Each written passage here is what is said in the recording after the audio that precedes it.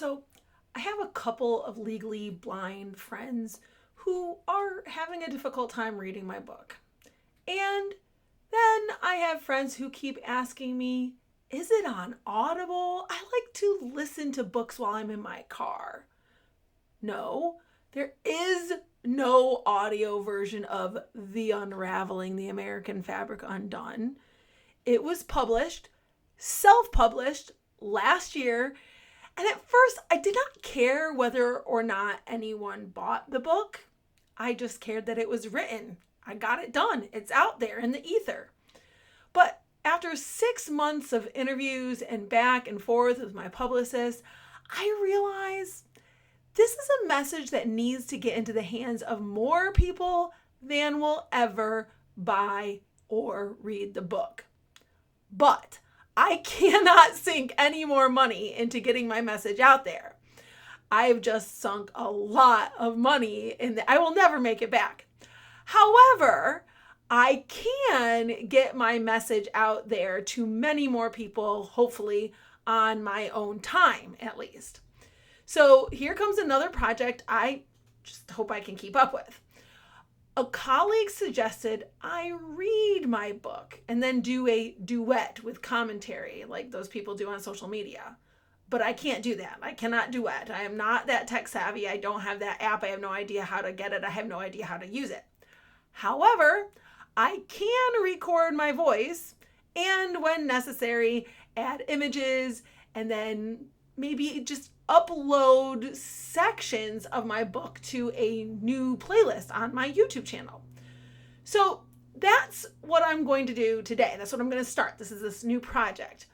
But those who choose to listen instead of read the book, like if they're going to be listening to these little sections I post every day, instead of reading the book it by itself, these people will also get some commentary as we go along. I don't know how much commentary. I don't know what I will have to say, but I kind of want to also plead with those of you who are listening to go and buy the book, especially if you start finding value in the recordings and then just want an easy way to reference the material.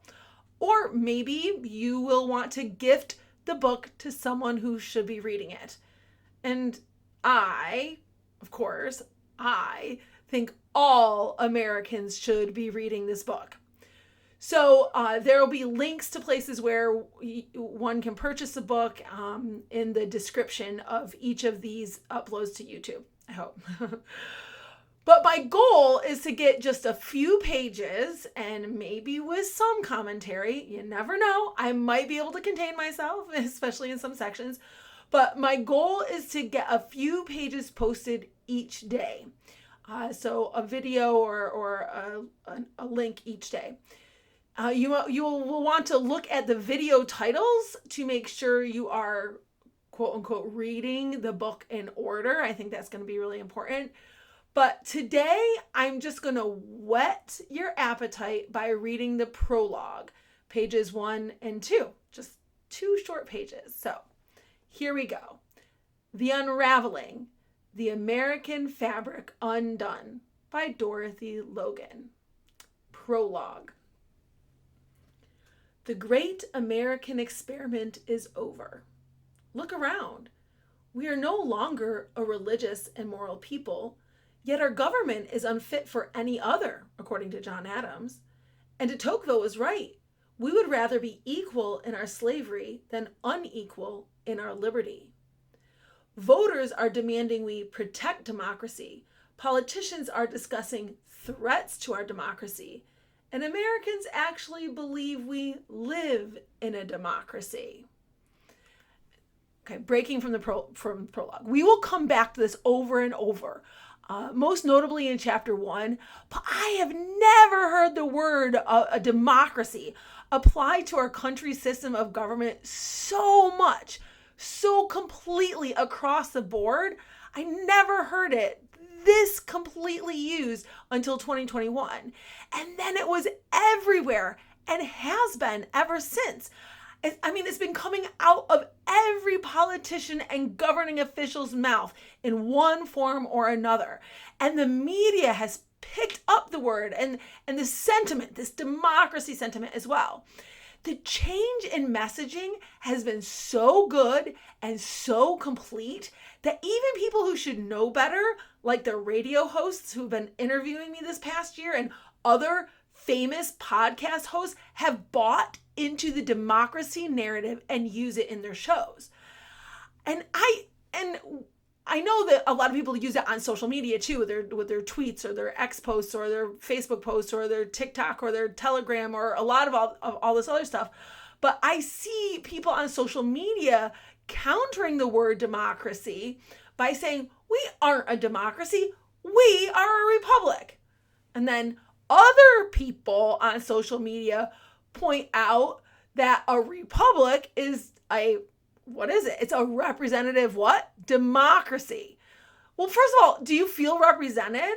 Do your representatives simply fulfill the will of their constituents? Our U.S.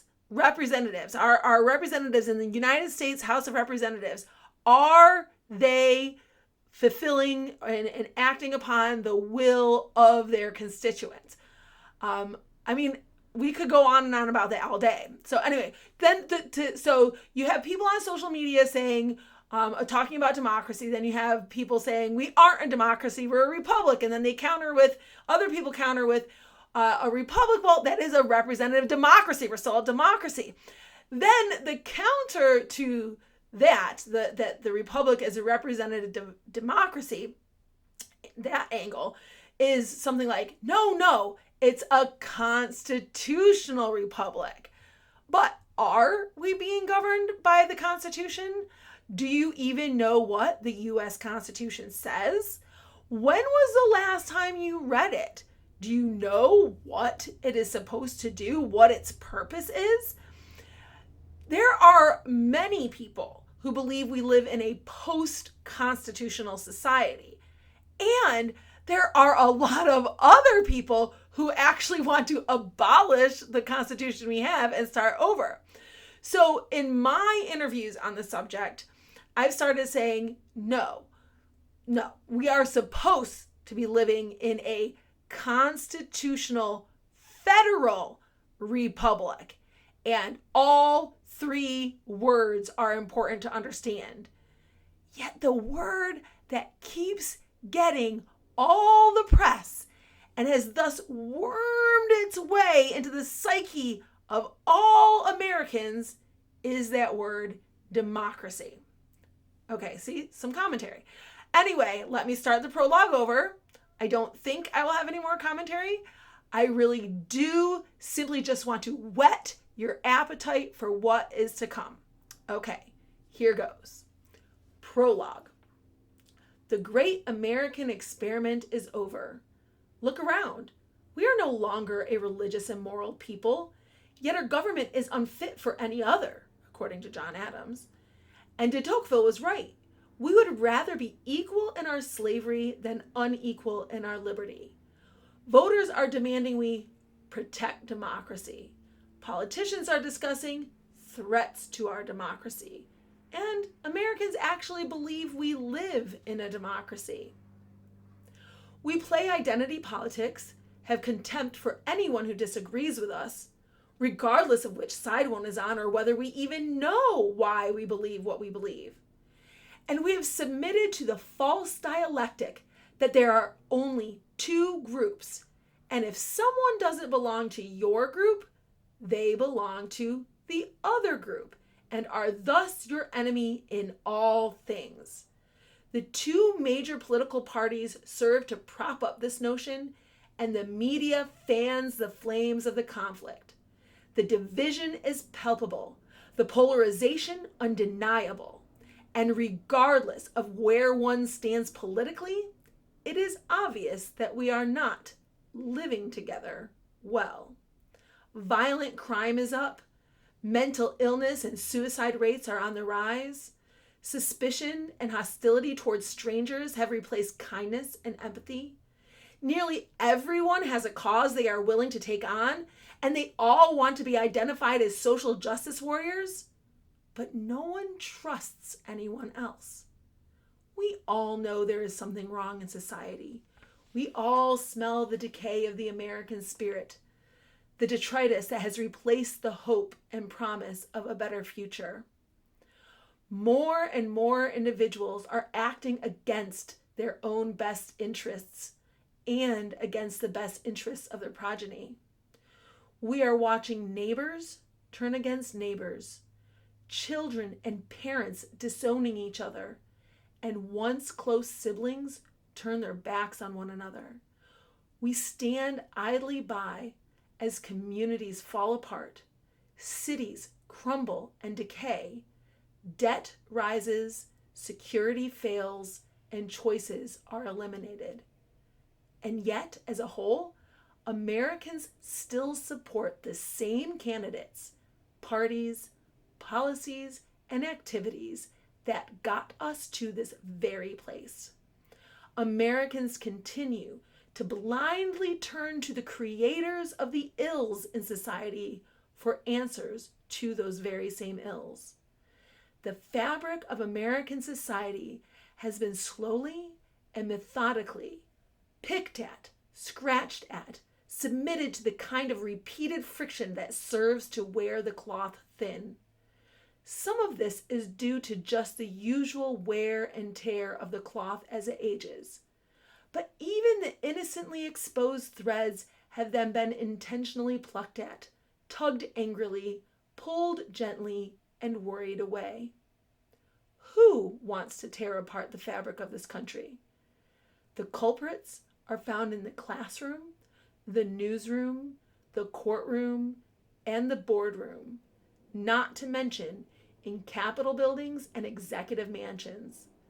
Some of them are oblivious to their role in the destruction of the United States, but others are quite aware that the very fabric of society itself is unraveling, and they are doing everything in their power to speed up the process.